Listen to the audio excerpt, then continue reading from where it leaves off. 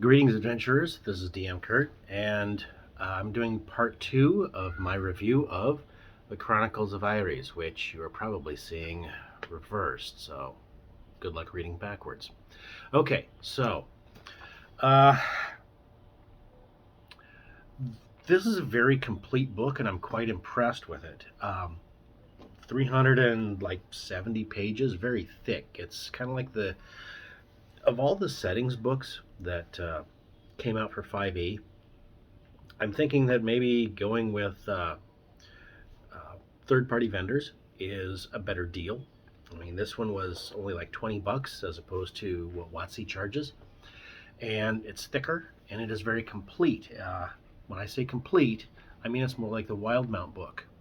It does have a map of the continent, but in every little section, much like the Wildemount, they'll give you some detail about that section of the world and some plot hooks.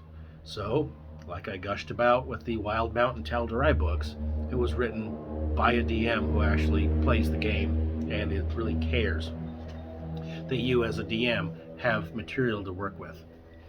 Um, the artwork, not bad. I mean, there is a certain style to the artwork, and I would say young adult graphic novel, and that's not a bad thing.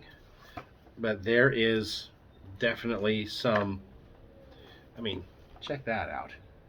I think that's a pretty cool picture right there. So I'm just flipping through random non-bookmarked pages and just pulling out artwork that I actually like. You know, even a more of a line drawing style of it looks like a kobold and a goblin fighting. And this was done in a section where they have kobolds as player characters. So that gets me to my other point. The races.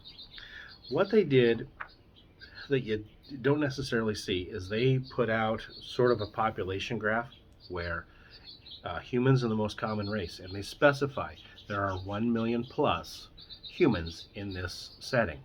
There are approximately 100,000 elves, 100,000 dwarves, and there are 10 to 20,000 gnomes, 10 to 20,000 hinterfolk. Now, the hinterfolk are divided in half. There's two types of hinterfolk, and they are two types of halflings. There's 1,000 to 2,000 kobolds, maximum. So they are very rare. 1,000 to 2,000 wilderkind. Now, wilderkind are humans who were in this small little area. There's only so many of them. They were in the woods. They're very woodland humans.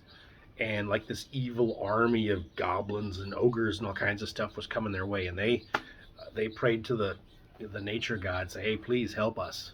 And all he could do was change them into animal folks to give them more power. You know, claws and fangs and stuff, and to help them defend themselves. So all of your animal type people, your anthropomorphic stuff, that's just folded into one thing. But that population curve is kind of interesting. Now, one thing that did come with this book is 2 pages of errata, where they put out the book and then they decide, you know what, there's a slightly better way to do some of these rules. Comes in there. I expect that a second printing of this book will have that already edited in, which will be good. Mostly it seems to be toning down or some of the powers that are granted to some of the characters, or it's rewording some of the rulings to make them more clear. There is one particular rule where such and such, you're a small creature and you have this. Well, that's the rule for small creatures from Pathfinder, not from 5e. Just minor little things like that. And that's not really a problem. The way they did the races, so you have 2 kinds of dwarves, 2 kinds of kobolds, 2 kinds of elves, 2 kinds of halflings, 2 kinds of gnomes, 2 kinds of dragonborn. And they give the dragonborn an actual in-game, in-canon reason for existing. Now, 5e D&D, in most of the books so far, they don't say why dragonborn exist. In this book, they do. So from this book, they have there was a war, and they wanted to go fetch the good big silver dragon to have him help against the evil, but he was already dying, and he gave his power to the thousand knights that showed up, and those knights became dragonborn knights, and they went off and fought the evil. It's cool. It gives them a reason why they became basically dragonborn. Although they use a different term, it's still dragonborn. What I find interesting now in Player's Handbook for 5e, if you're a dwarf, you get +2 to this attribute, +1 to that attribute, and it varies depending on whether you're. Hey, look, it's my co-star, the dog. So they give a very specific attribute bonus, and then in Tasha's, they tore that out and they said, well, everybody gets a +2 to any attribute they want and a +1 to any attribute they want. And I thought that was flat out silly, because that meant that every non-human became basically variant human but with better traits. No. What they do is, for dwarves, for example, you have a natural inclination as a dwarf towards constitution, strength, or wisdom. Your +2 goes to one of those three particular things: strength, constitution, or wisdom, as a dwarf, because that's your natural inclination as a dwarf. Your choice, though, your choice of 3. And then your +1 can go wherever it wants. It doesn't matter. And that's quite reasonable, I think. I think that's a good midway. Then, after the attributes, all of the non-human races get a minor ability and a major ability of limited use. Some minor ability is like a proficiency, and the major ability is like once per short rest. The dwarf can pull stone out of the ground and have it, try to make a grapple against their foe. So your dwarves are inherently earth-tuned and inherently slightly magical. Okay, but what else is interesting is what they did with humans. Okay, so the humans get a +2 and a +1, put anywhere they want. And they each get a minor ability, proficiency in, say, horsemanship, and a major ability useful once every, short rest. So, or something like that. But they have 3 different types of humans. There are the humans that are descended from the knights and the godly bloodlines, so they are good at leadership, and they have a leadership type ability. You have these people that basically seceded from the major human kingdom, and they ended up being more horsemen, so they have a bonus in combat when mounted, and they have natural proficiency in both survival and I'm drawing a blank here, something else. But they end up being these Vikings and horsemen and Mongols and mercenaries and people with a great big zest for life, and they're great adventurers, but they're kind of not really tied down. And you have a 3rd type of human, which are these humans who fled the main kingdom, and they were mostly sorcerers and wizards and mystics, who of course took a bunch of peasants with them, because the king at the time was being a big mean jerk.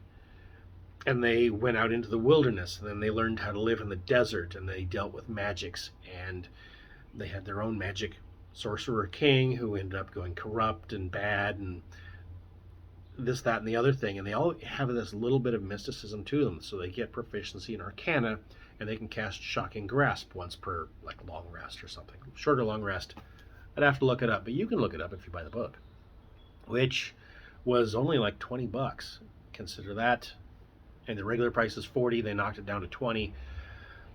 Price that against WotC. Great deal. They have some backgrounds. So new backgrounds. If you make up a character, you can get a background that's appropriate to the setting. They look fine to me.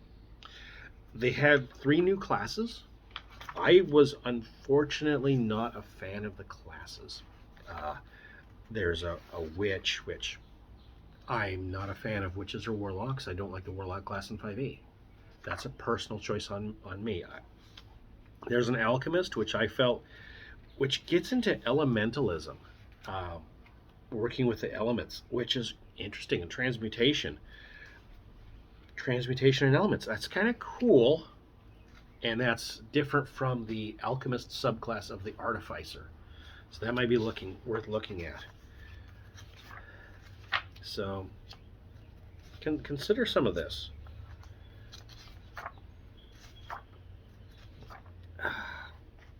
And the Dream Caller. Now, in this book, they do talk about the power of dreams, and of the two elf types.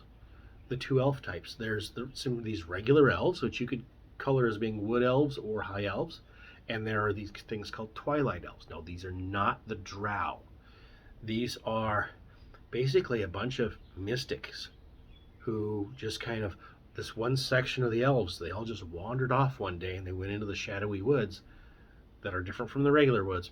They went after this shadowy forest that's thought to be cursed and haunted and all this other stuff. And they just hung out there, and they are non-materialistic dreamers and mystics. They happen to be squatting over the top of a big vein of gemstones, so they're totally wealthy if they want to be, but they don't really get materialistic, so they don't mind, and they don't really leverage that power. That's just enough for them to survive on while being a bunch of goofy mystics. And that's as opposed to, yes, they're kind of weird, but they're not evil. I like the concept of splitting the humans into something interesting. And while I do comment that most of the art, not necessarily this one, but most of the art is kind of the young adult graphic novel style. They have the writers behind Chronicles of Aeres. They have a PDF out there that is an adventure. It's like 100 and something, I want to say 170 pages, and the artwork on there is more Conan and Frank Frazetta style and more hardcore like that. And I'm going to have to read that up and give you a summary of that. But it's huge for a PDF of an adventure, and they add more stuff because it's a whole new continent where different things are going on. They have their version of Aarakocra, which I found interesting. But anyway, this setting book, Chronicles of Aeres, well worth the money, and I think it's a perfectly functional and very complete book. I would recommend it. Even though I wasn't a fan of those 3 character classes necessarily, you don't have to use them. Great stuff. I found it quite interesting, and I would totally consider it. This is my recommended buys. Chronicles of Aeres setting book. DM Kurt out.